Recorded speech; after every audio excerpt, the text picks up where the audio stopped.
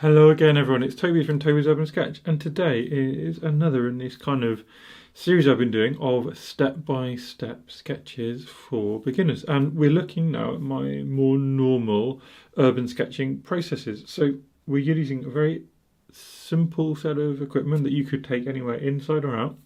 We're going to be sketching this scene up here, which is from Hitchin, a village or a town quite near me, and it's a very sort of pretty interesting scene, isn't it? So what we're going to be looking at is how we can use just a series of really easy steps to go from nothing to really fun sketch in what I imagine will be about 20 minutes or so. And so the first thing we need to think about is equipment. And what am I using? I've got a little Moleskine sketchbook. This is A5 or half letter in size. You can see filled with all sorts of wiffle and waffle and fun, loose little sketches. And what are we going to do? We are going to use a pen. So this is a Lamy All-Star pen. This is a fountain pen. Now previously in this series I've used a fine liner or two. Now what I'm going to show you here is that with one fountain pen, because it's flexible, we only need the one pen because it can produce a range of lines, because it literally, you can use it upside down, the right way up, you can press hard or gently. We don't need to go for a narrow pen and a bold pen, we can just have one. Inside this pen is some permanent ink, and that is important.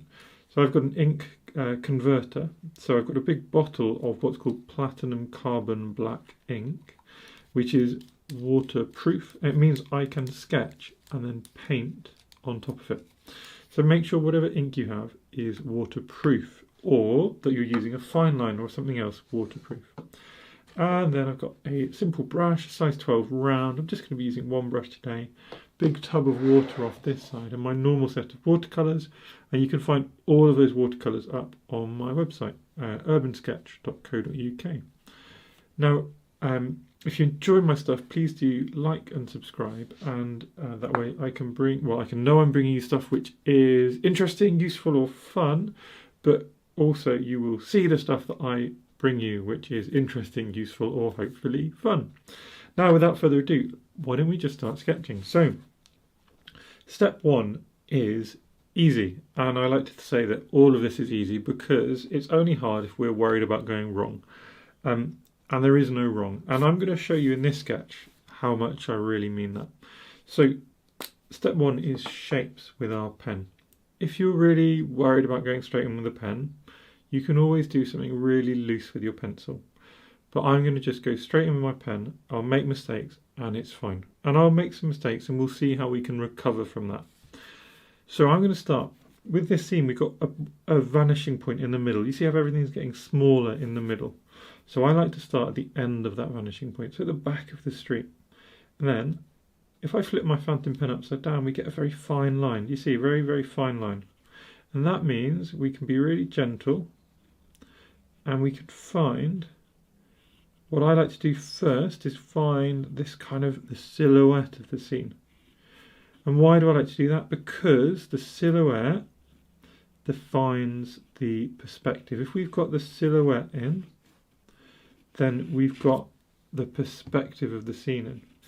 And I hear you getting very annoyed with me because I said this step was about shapes, but bear with me, it really is about shapes. And at this point you could still be thinking about shapes. So you could be going, you know what, I'm drawing the top of a square, I'm drawing the top or the side of a rectangle here, obviously.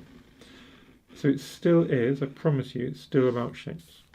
So where do the shapes come in? Well, we've got this sort of silhouette, this horizon line. And now what we can do is we can find the shapes which fit underneath it. And this is a really wonderful way of dealing with a complex perspective scene. Just simplify it to a simple line. We can all draw a simple line which has approximately the right length and approximately the right angle. And then we can come underneath and go, right, we got a rectangle.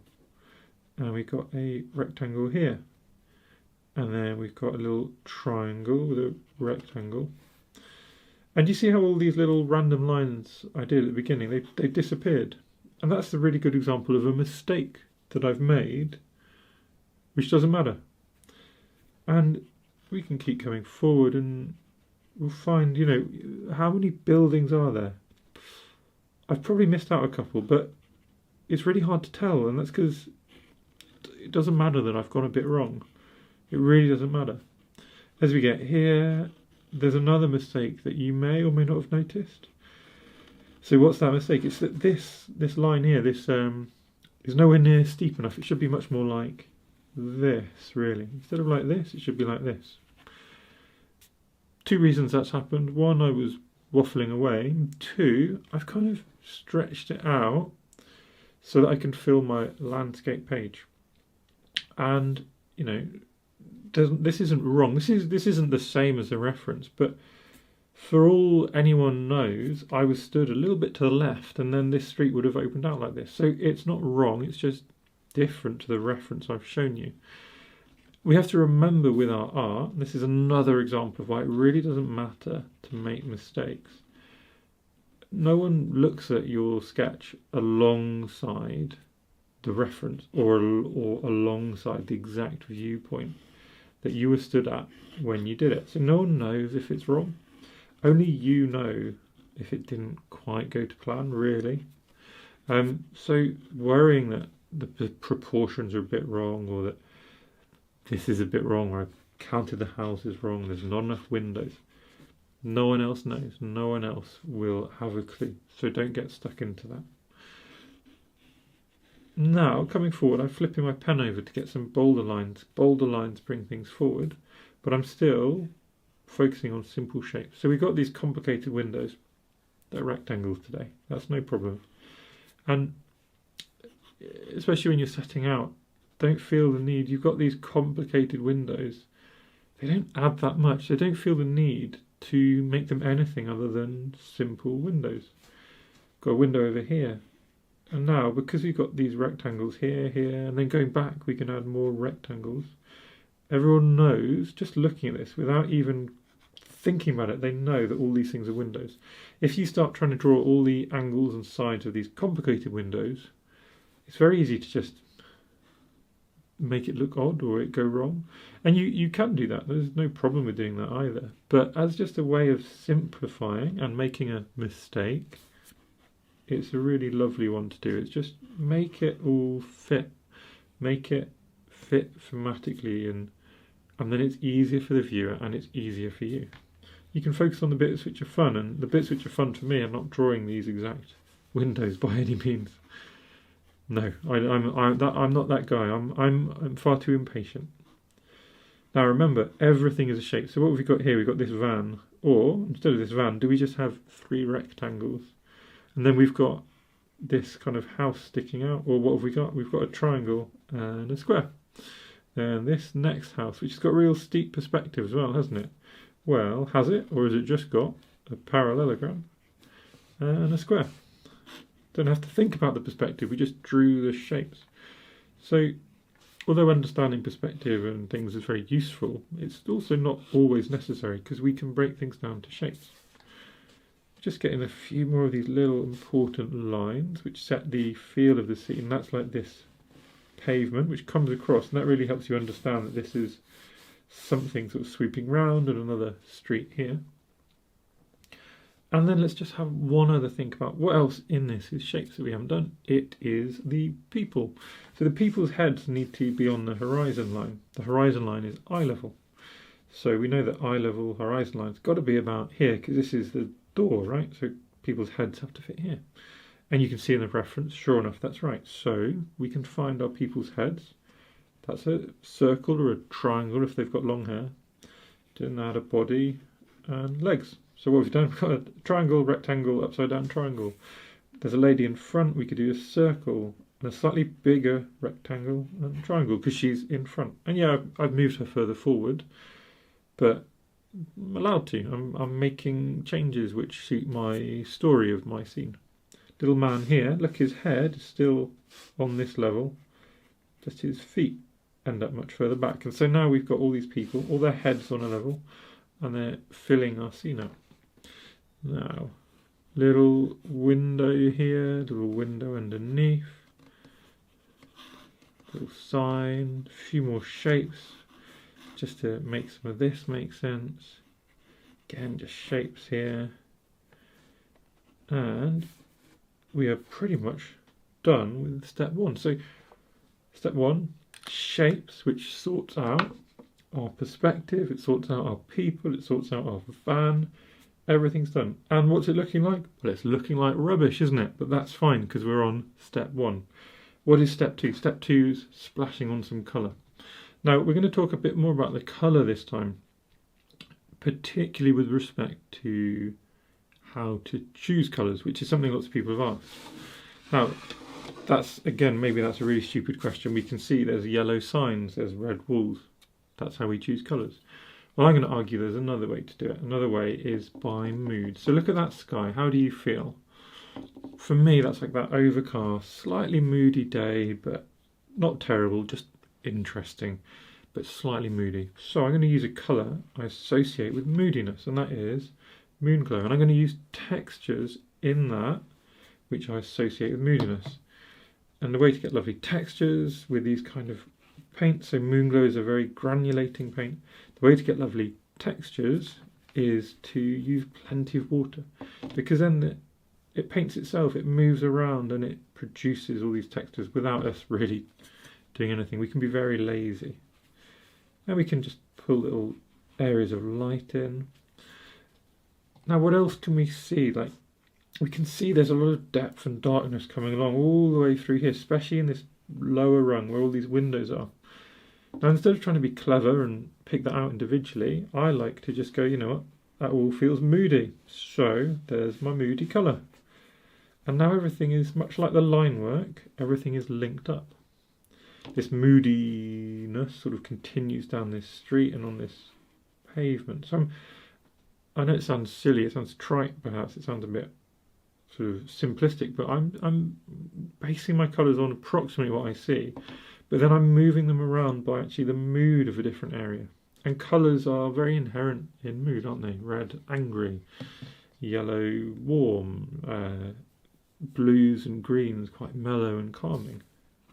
We know these things intrinsically, and as you get to know your palette, you'll get to know how different colours make you feel as well. Then there is the element of picking out some warm and happy and bold colours. So there's this lovely blue in here.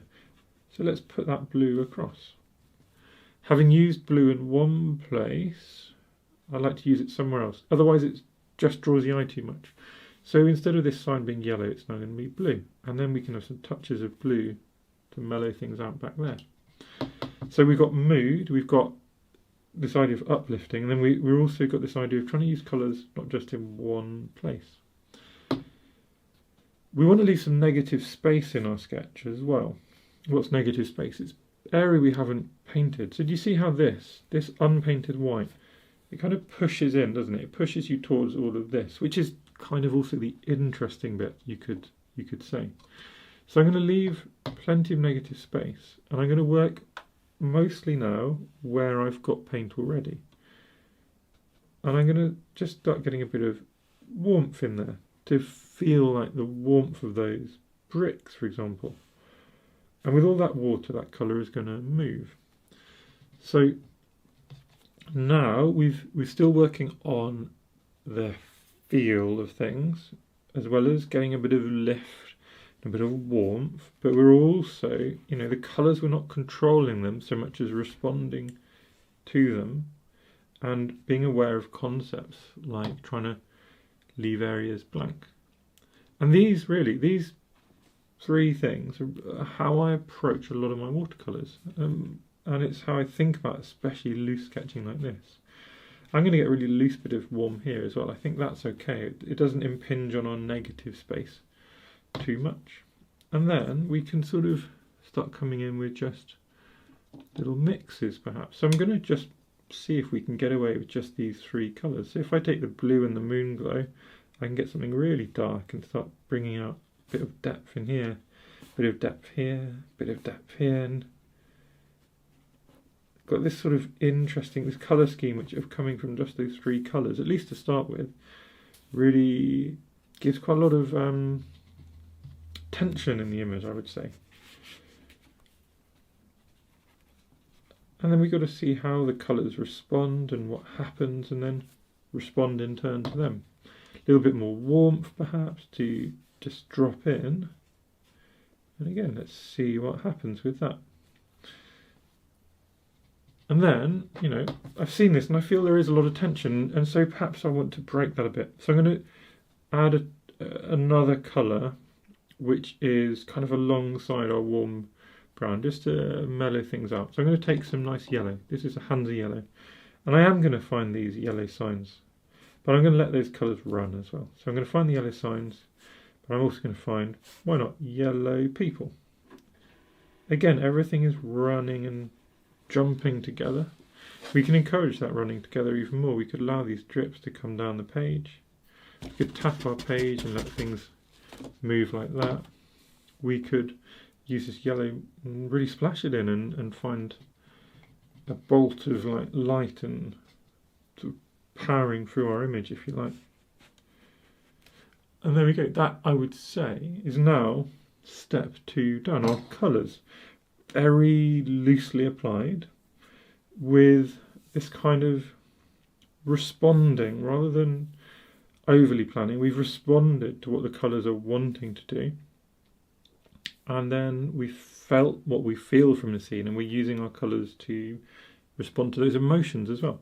So that's, it's not a science, is it? Well, if it is a science, it's a terrible science, because it's very difficult to explain and it's very subjective. But that's how I think about these colours most often. A little bit of inspiration from the image and a lot of inspiration from how I feel, especially in the sky and in the moody feels coming through. I'm going to let this dry completely so that we can come back in with our pen.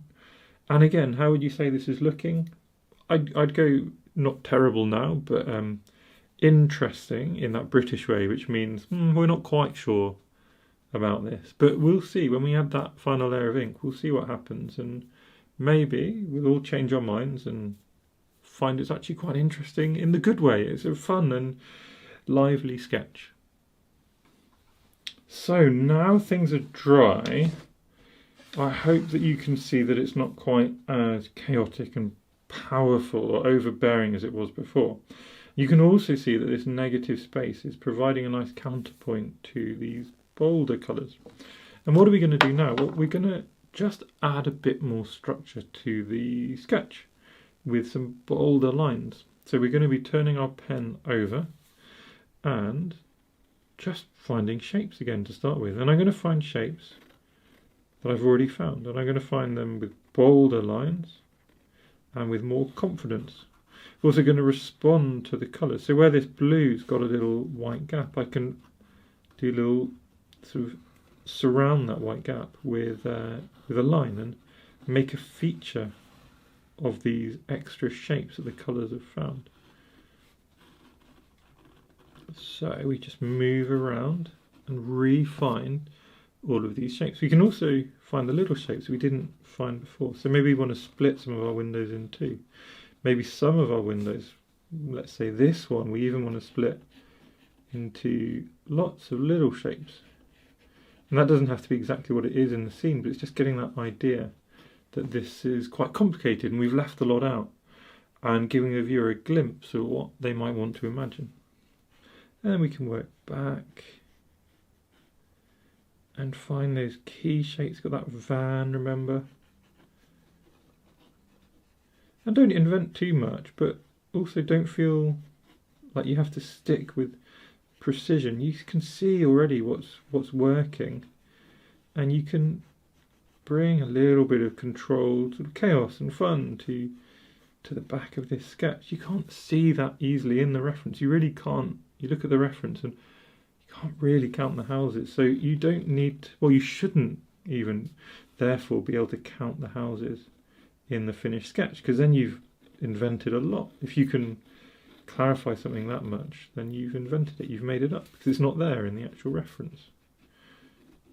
And you see, I hope you can see at least, as we move forward with these bold lines, as we impart a bit of structure back onto this loose chaos, this loose fun, this interesting flow of colour. Oh, there we go. I'm in mid phrase, and my pen's running short. You could see at the beginning actually that the ink cartridge is a bit low, so I'm having to press a bit harder than normal to get a reliable flow. It's come back as well. It doesn't help with the water sometimes, so it's something to be aware of. That, you know, after the water, even with a fountain pen, especially with other pens like fine liners, a little bit of water can really suck all the colour out of them. Even with other pens, fine liners, even fountain pens and things like that, you can struggle to draw unless you really let the page dry properly. Okay, so we're almost there with all our regathering shapes. Adding some little textures and things. This is another nice example of some negative space. We could bring in textures after, but see this overlapping edge. No reason we can't just bring that in and describe this building a little bit more now. No reason we can't bring in some darkness into these windows. And then no reason as well that we can't add this kind of suggestion of writing on this little sign and just create this kind of pseudo sign. And you know, if you trust your handwriting more than I do, then write what's actually on that sign and play with it. Got dog's trust here, so let's draw some little sort of dog, little ears and a face and a nose. Just a little bit of fun, isn't it? No one's going to know what that is, but you know what it is when you come back to look at it later. We can then add a little bit of texture onto some of these blank areas. We know this is all red brick, so these lines kind of, to me, they feel like red brick as well. And what is left to do? Not much really. So we can apply a little bit of texture here. We could perhaps give a little bit of shape to our people, just make them stand out by making them sort of have these little shadows within them. We could just enhance these windows a little bit. Maybe we want to find a couple of chimneys if we've missed them out, or even invent a couple of chimneys. They're often fun things to add in. But I'm going to call that sketch now done. And I hope, you know, what have I said so far? I've said at stage 1 it looks pretty rubbish. I've said at stage 2 it looks interesting. Now I'm confident here that at stage 3 it looks, yes, a bit abstract, but yeah, definitely fun, and I definitely like it. It definitely captures for me the mood of that scene. And so stage 3, regathering those shapes, applying that structure, has really worked on what could have felt like an image full of mistakes. And there you go. So let me know how yours goes. Let me know if you like this loose style of drawing.